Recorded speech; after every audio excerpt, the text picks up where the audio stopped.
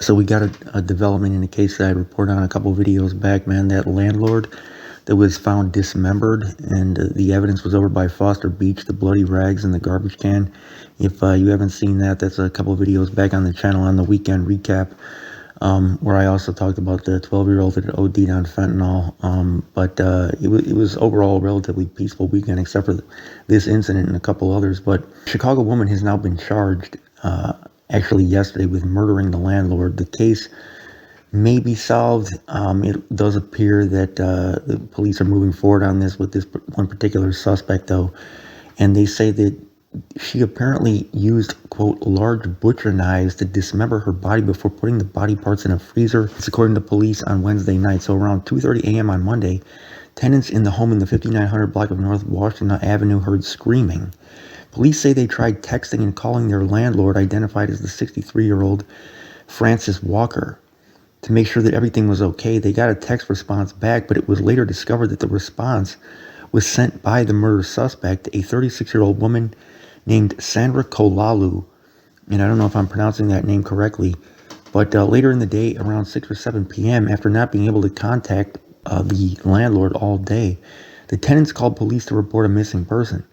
When officers arrived at the scene, Kolalu was leaving the home and heading toward a tow truck that she had called and paid for using Walker's credit card.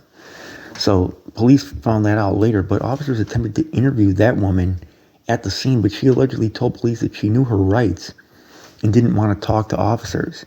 So the other tenants made it clear to police that they were afraid of Kolalu, according to CPD. So previous 911 calls have been made by some in the home regarding this suspect. The chief of detectives, his name is Brendan Dinahan, he said, quote, many of the tenants who lived in this house were afraid of this individual. So Kolalu then asked the tow truck driver to take her to Foster Beach, where her car was parked so that it could be towed. And the tenants were concerned for the tow truck driver's safety. So they exchanged information with the driver and told the driver that they felt that Kolalu was dangerous. So they even, shout out to these tenants, they looked out for that tow truck driver, believing that this woman was, a highly dangerous individual. And, they wanted to warn him so that something wouldn't happen to him as well. The tow truck driver then communicated with the tenants that once he got to Foster Beach, Kolalu had placed a large bag in a garbage can. Some of the tenants had actually followed the tow truck driver to the beach and discovered inside the bag were, quote, bloody rags. So the tenants then contacted police, and officers came to the beach and collected the bloody rags. According to police, officers at the home on the city's north side searched the residence, and at first they did not find evidence of foul play. However, after discovering the bloody rags, the cops searched again and were able to find some additional blood inside of Kolalu's room. Officers then discovered that some of Walker's remains were inside of a freezer in the home. At that time, police say that this Kolalu woman was still with the tow truck driver and had threatened the driver with a knife for communicating with the other tenants. Officers responded to where the tow truck driver and Kolalu were and took the suspect into custody for allegedly pulling a knife on the driver. So again, shout out to those tenants for following the tow truck and, looking out for his safety, being proactive in that way. At the police station, Kolalu invoked her right to remain silent. After the remains were discovered in the freezer, police obtained a search warrant and further analyzed the home.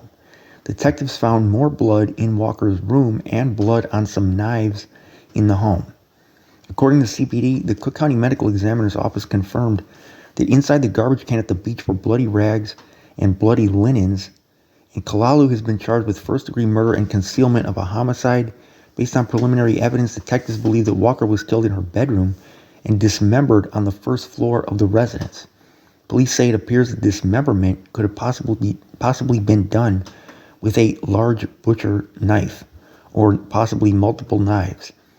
And Kolalu has a previous criminal history for some misdemeanor offenses, but nothing beyond that. When explaining why no other tenants in the home had witnessed Walker being dismembered, CPD said this. They said the way the residence is set up, there's a couple apartments on the top floor. They said you can call it the second floor. And then on the floor where the victim lived, this is the same floor that Sandra resided as well. And then there was a tenant in the basement. And there were deadbolts so that people had privacy. So the residents, the police said, were very cooperative. When they heard the scream, when they woke up in the morning, they immediately started texting the victim and started calling the victim. The victim didn't answer. There were some texts that were sent back from the victim's phone, it appears.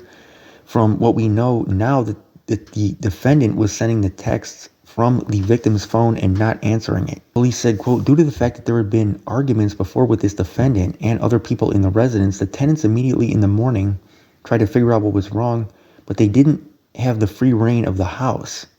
So they couldn't just go into any room of the house they wanted to. As for a possible motive, the chief of detectives says that Walker had recently served Kalalu an eviction notice. So that may be a possible motive.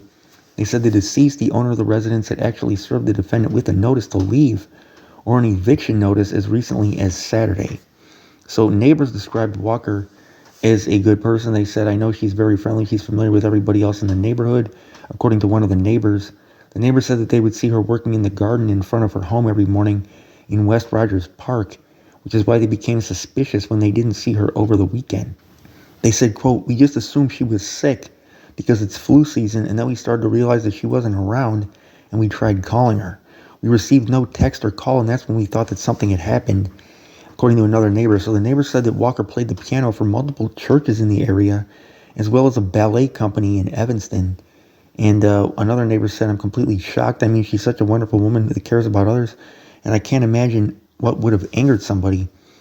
So rest in peace to this woman, man. But these tenants, man, they potentially prevented, possibly, I mean, we don't know, somebody else being hurt by being proactive and following that tow truck driver. Whether or not the woman was going to hurt somebody else, we don't know. But at least they took precautions to, try and prevent that. I remember this is the case that always sticks out in my mind, man. This was years ago. I think it was in New York.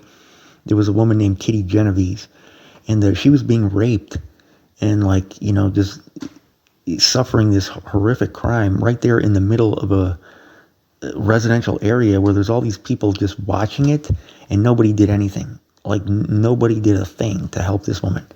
And the dude actually left and then came back and kept on going at her, and nobody doing anything. And later on, they were, the people that were watching this from, their windows were asked, why didn't you do anything? And they were saying, didn't want to be a hero and didn't want to get involved. And it's there's a such thing, in the churches they call sins of omission, not doing something when the moral thing to do is to act, and to not act in that situation, even to not use physical force in certain situations, can be really an immoral choice. It can be the wrong thing to do, period, point blank. If somebody is suffering a crime like that, or in danger, in immediate physical danger, like this tow truck driver was, being with this woman in the car, it's on the people who know about that situation to do something and to take action right away. And these tenants did that. They were looking out for him, man. So shout out to these people. I don't know. They didn't give the names of any of the other tenants in the building, but they did say that they, had fear of this woman, from her living in the building for some time. So I don't know what other signs, she had potentially given. But one thing, though, is that, if one is hearing screams, I don't know what texts she sent back to kind of assuage their fears or, pacify them and make them think that the woman was still alive or whatever. But, screams, obviously, is never a good sign, right?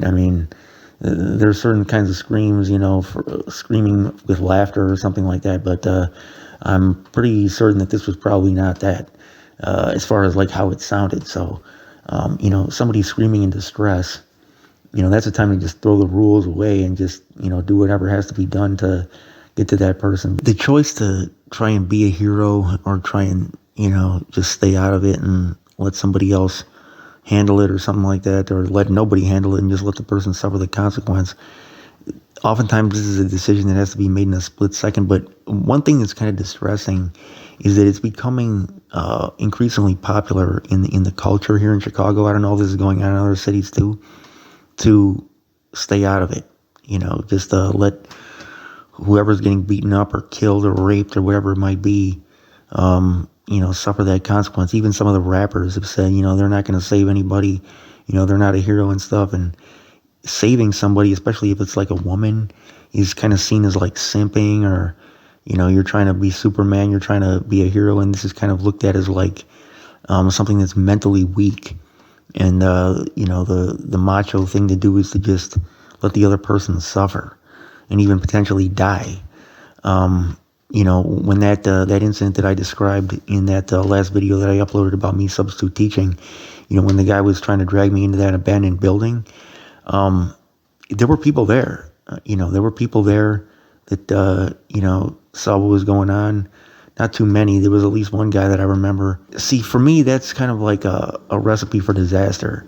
Like, this kind of attitude in general in the community. And I do get it on the one hand, like not wanting to be a hero. But on the other hand, when nobody has anybody else's back, and like when neighbors are not looking out for each other, it creates an environment where anybody can just come into the neighborhood and prey on anybody. And okay, maybe today it's somebody else, but tomorrow it could be you. Like tomorrow it could be you or me or somebody that we know and love. And now, we're looking around at everybody else like, why don't y'all do something? Well, we didn't do something when it was our turn to do something.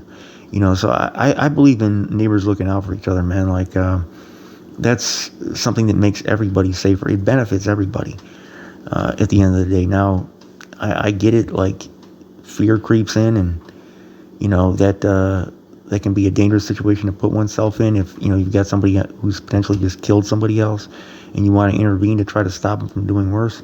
But that's one like cultural trend that's going on right now in the city that to me is kind of bogus. Like, I think neighbors should have each other's back, whether it's a man, woman, especially if it's a kid, because the kids are most often the victims of these kinds of these crimes where like the strong are preying on the weak, and it's up to the other strong people to step in.